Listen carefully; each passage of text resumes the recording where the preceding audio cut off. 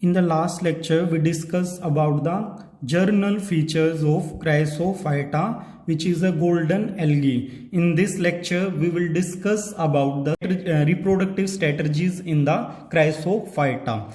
Diatoms reproduce vegetatively. So what is the method of vegetative reproduction? That is simple mitosis, and it will occur during the night only. So this is a typical diatom which is consisting of two layers. The outer one is epitheca, which is slightly larger than this inner side membrane, which is hypotheca. Protoplasmic content is present between these two layers, and this content will swell up during the process of reproduction. So इसके फूल जाने से क्या होगा? These membrane will slightly shifted from each other, एक दूसरी से दूर चली जाएंगी, और in the next step these membrane will get separate. This epitheca will get by this new organism, and this hypotheca will come here. So this one and this one are original membrane, but this was epitheca and this is hypotheca. This original hypotheca will now act as एपिथीका. इसकी तरह काम करेगी ये अंदर वाली membrane जब नए organism में जाएगी. अब क्या होगा? जो ये आपका एपिथीका है, it will secrete the new hypotheca, and this hypotheca which is originally a hypotheca but acting as epitheca will secrete a new हाइपोथीका.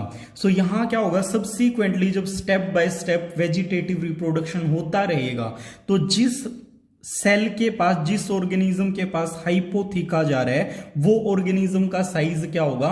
वो स्मॉल होता जाएगा, और जो एपिथीका, जिसको ओरिजिनल एपिथीका मिल रही है, उसका साइज ओरिजिनल रहेगा.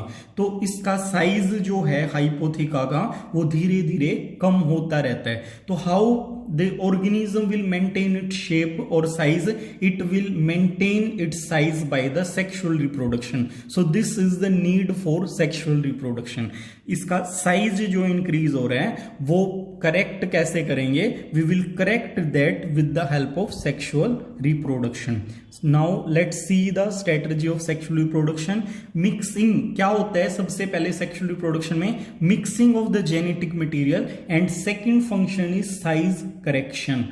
Now sexual reproduction will be carried out by the two different strategies. First out of these is pinnate. Pinnate में क्या होगा? सिंपली कॉन्जुगेशन, जिसमें क्या होता है? सेल्स आपस में जुड़ जाती हैं, या कोई भी चीज जुड़ जाती है दूसरी से, तो उसको हम कॉन्जुगेशन बोलते हैं. So let's see the pinnate type of sexual reproduction. Here this and this are two different diatoms. These will come closer to each other. एक दूसरे के पास आएंगे, and they will be surrounded by the mucilus cover. एक क्या है?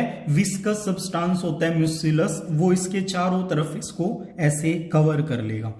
अब क्या होगा? इसके अंदर मियोसिस. मियोसिस मतलब reductional division. Here it is in 2n condition, means it is having double set of chromosome. जैसे ह्यूमन के अंदर होता है double set of chromosome, is mean 46 chromosome. n means number, half number हो जाता है 23 chromosome. तो जैसे गैमेट फॉर्मेशन के दौरान मियोसिस होती है और हैप्लोइड कंटेंट आगे ट्रांसफर होता है, ऐसे ही यहां पे मियोसिस हो रही है, तो 2n से क्या होगा? n में कन्वर्ट हो जाएंगे. तो मियोसिस के दौरान क्या होता है? एक सेल से 4 सेल बनती है.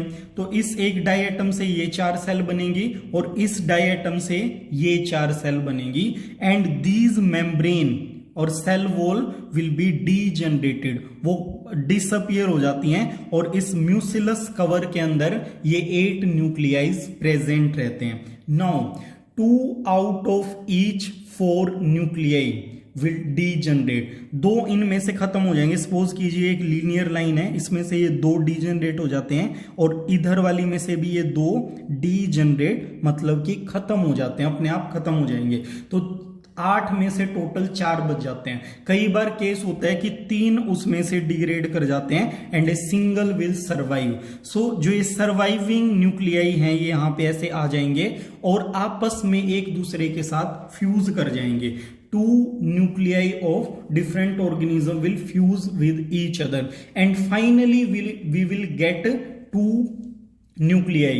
These 2 nuclei will separated by the cell wall. ये cell wall इस तरीके से बन जाएंगी दोबारा और एक एक न्यूक्लियस इनको मिल जाएगा। लेकिन यहाँ पे क्या हो गया है, मिक्सिंग हो गई है जेनेटिक मटेरियल की और जो इंडिविजुअल बनना था वो भी कैसा बनेगा, वो नॉर्मल साइज का बनेगा। तो दोनों पर्पस हमारे यहाँ पे सेक्सुअल रिप्रोडक्शन के सोल्व हो जाते हैं, mixing of genetic material and size correction, दोनों सिमिलर साइज के बनेंगे। So this was all about the pinnate type of sexual reproduction. Centric is the second type of strategy for the sexual reproduction in the Chrysophyta.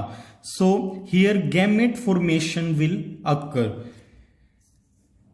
This diatom will act as male cell, ये male cell की तरह काम करेगा and the other one will be act like the female cell. तो ये क्या है, ये मेल है और ये आपका फीमेल बन जाता है। तो यहां क्या होगा, फ्लैजिलेटेड सेल जनरेट होगी by the male cell with the help of meiosis and that cell will be known as spermatozoa. sperm word होता है सही है, spermatozoa which will have a flagella. So flagella है, it mean that spermatozoa will able to move, ये move कर सकता है। उसके बाद जो फीमेल सेल है वो भी एग बनाएगी with the help of meiosis, but this egg is without flagella, ये फ्लैजिलम इसके अंदर एब्सेंट है, that is why egg is not able to move, but spermatozoa will approach the egg and fuse with this. So this process is known as fertilization, fusion of female and male gamete. So resultant cell will be known as oxospore, इसको हम oxospore बोलते हैं और centric reproduction में ओक्सोस्पोर formation होती है। So this is that auxospore which is formed by the fusion of egg and spermatozoa, जिसको हम सिंपली जाइगोट भी बोल देते हैं। तो ओक्सोस्पोर क्या होगा आपका, ये एन कंडीशन में था because of this meiosis and spermatozoa was also in haploidic condition. So after the fusion of these two cells, these oxospore will be in 2n condition. This cell will be surrounded by the cell wall and this is our resultant और baby diatom. तो इस तरीके से आपका नया diatom या Chrysophyta का जो ऑर्गेनिज्म है वो जनरेट हो जाता है by the help of centric sexual reproduction. Second class of photosynthetic protists are pyrophyta, which are photoautotrophs, means which will produce their food with the help of sunlight. These are also known as fire algae. इनको ही हम fire algae भी बोलते हैं। तो fire algae क्यों बोलते हैं वो हम बाद में लास्ट में डिस्कस करेंगे, बताएंगे आपको। सबसे पहले इनके general features, these are unicellular. तो प्रोटिस्टा का मतलब ही ये होता है कि यूकैरियोटिक यूनिसेलुलर ऑर्गेनिज्म। तो ये सबसे पहले यूनिसेलुलर होंगे। दे विल बी बाईफ्लैजिलेट, इनके अंदर 2 फ्लैजिला प्रेजेंट होते हैं। डाई वर्ड मतलब 2 होता है और फ्लैजिलेटेड मतलब फ्लैजिलम। सो जिन ऑर्गेनिज्म के अंदर 2 फ्लैजिला होते हैं उनको हम डाइनोफ्लैजिनेट्स बोलते हैं। पायरोफाइटा जो इसका कॉमन नेम है, डाइनोफ्लैजिलेट कॉमनली एक नाम हो गया पायरोफाइटा क्लास के लिए।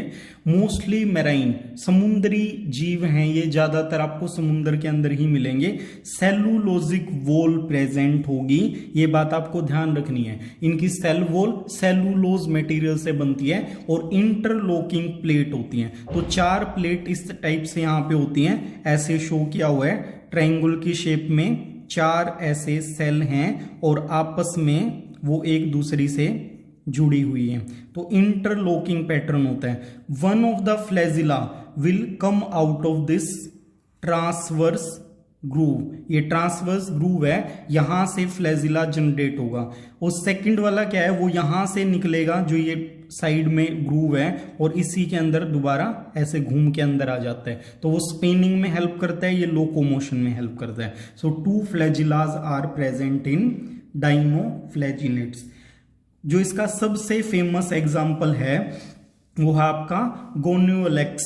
गोनोलेक्स is the famous example of Pyrrophyta. जब इसका नंबर इंक्रीज होता है तो वहां पे रेड टाइड बन जाते हैं। मेराइन के अंदर क्या होगा, मेराइन जो एनवायरनमेंट है वहां पे गोनोलेक्स जिसके अंदर रेड पिगमेंट होता है, तो रेड पिगमेंट के कारण जब इसका नंबर इंक्रीज होगा तो पूरा वो एरिया जो है वो रेड कलर का दिखाई देगा, इसलिए इसको रेड टाइड भी बोलते हैं। These have property of bioluminescence। Bioluminescence क्या हो गया, जो लिविंग ऑर्गेनिज्म के अंदर लाइट प्रेजेंट होती है उस फिनोमिना को बोलते हैं जो एमिट करते हैं। जैसे आपके जुगनू होते हैं वो क्या करते हैं, चमचमाते हैं रात को, तो इनके अंदर भी वो प्रॉपर्टी प्रेजेंट है बायोल्यूमिनेंस। इसको फोस्फोफोरेसेंस भी बोलते हैं। They will glow in the dark because of the protein luciferin. So luciferin is the protein which is responsible for their glow.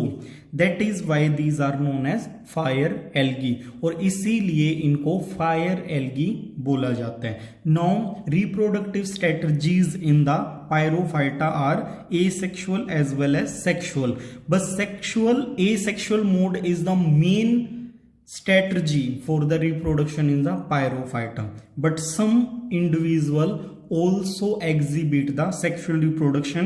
First example is Cratium which will do the zygotic meiosis। यहां पे क्या होगा, जो organism produce होगा that will be haploid, वो haploid होगा।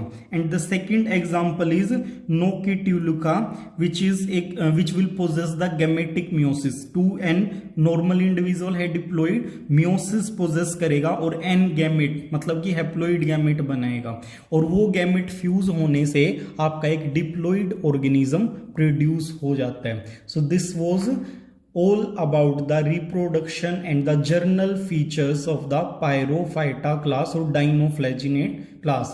So thank you.